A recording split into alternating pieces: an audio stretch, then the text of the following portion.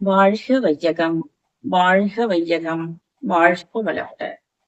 எல்லாம் நல்ல இறையாற்றலையும் நம்முடைய குறிப்பிடான் வேதாத்ரி மகிழ்ச்சி அவர்களுடைய பொற்பாதங்களையும் வணங்கிக் கொண்டு, இறை உணர்வு பெரும் ஆற்றல் எல்லோருக்கும் உண்டு என்ற அருட்தந்தையின் கவிதையை பற்றி சிந்தனை செய்யலாம்.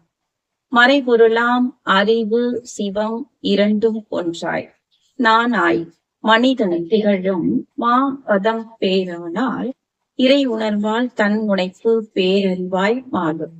எப்போதும் ஈசன் குரல் உள் உணர்வாய் கேட்கும்.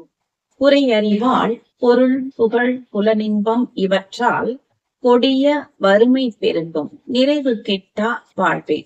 நிறைநிலையை முயற்சித்தால் எவரெனினும் பெறலாம். நேர்வழியோ அகத்தவமும் நிறை அற வாழ்வும் ஆகும் என்கிறார் மகரிஷி.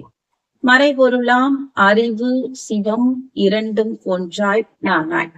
இன்றைக்கு மனித குலத்தில் இருக்கின்ற அத்தனை துன்பங்களுக்கும் காரணம் தெய்வம் எது என்பதை மனிதன் உணராததே. அப்பொழுது தெய்வம் எதுவாக இருக்கிறது? மறைபொருளாம் அறிவு சிவம் இரண்டும் ஒன்றாய். அறிவேதான் தெய்வம் என்றார் தாயுமானவர். எல்லா தெய்வம் எல்லா மகான்களும் அறிவே தெய்வம் என்பதை ஏற்றுக்கொள்கிறார்கள். பிரஜானம் பிரம்மம் என்கிறது வேத வாக்கியம். அதே அறிவு நானாகவும் இருக்கிறது. மறைபொருளாம் அறிவு சிவம் இரண்டும் ஒன்றாய் நானாய் மனிதன் திகழும் மா பதம் பேரானா.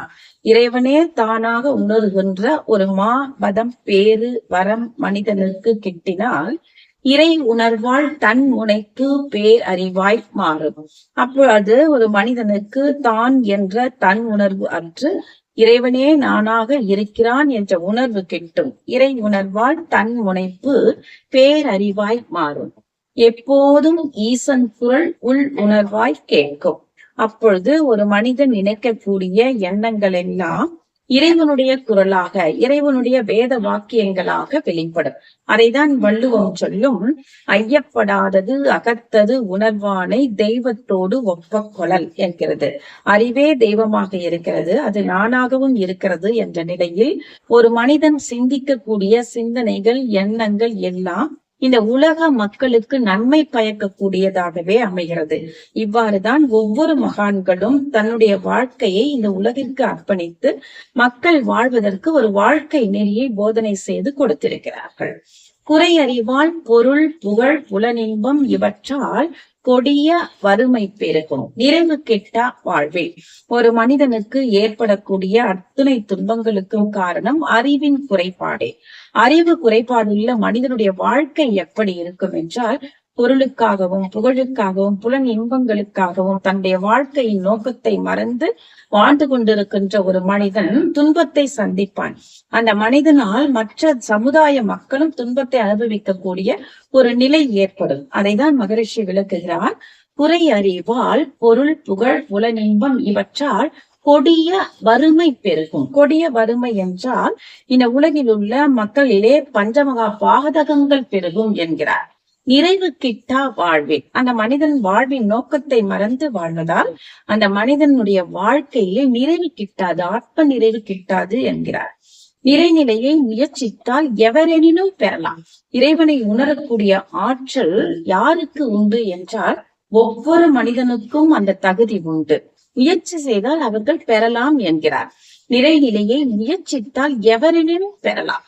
சாமி கிட்ட கேட்கும் போது சொன்னாங்க, இறைவனை உணரக்கூடிய தகுதி யாருக்கு இருக்கிறது என்றால் உடல், அந்த உடலுக்குள்ளாக உயிர் இருந்தால் போதும் அந்த மனிதன் இறைவனை உணரக்கூடிய தகுதி உள்ளவன் என்றார் மகரிஷி. அதைதான் சொல்லுகிறார், இறைநிலையை முயற்சித்தால் எவரெனினும் பெறலாம்.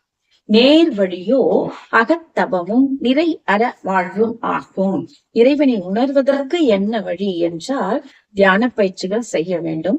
அடுத்ததாக நிறை அற வாழ்வு ஆகும். அற வாழ்க்கை வாழ வேண்டும். அறம் என்றால் என்ன? ஒழுக்கம், கடமை, ஈகை என்ற இந்த 3 கோட்பாடுகள் இணைந்தது அற வாழ்க்கை. அதைதான் மகரிஷி அவர்கள் 2 ஒழுக்க பண்பாடாக கொடுத்திருப்பார். நான் எனது வாழ்நாளில் யாருடைய உடலுக்கும் மனதுக்கும் துன்பம் தரமாட்டேன்.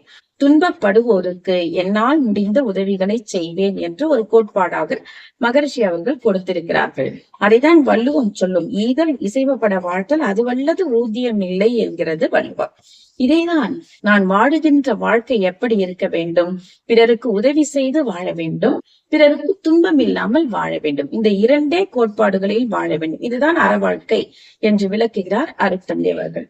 ஆக இத்துடன் இந்த சிந்தனையை நிறைவு செய்து கொள்ளலாம். வாழ்க வளமுடன். வாழ்க வளமுடன்.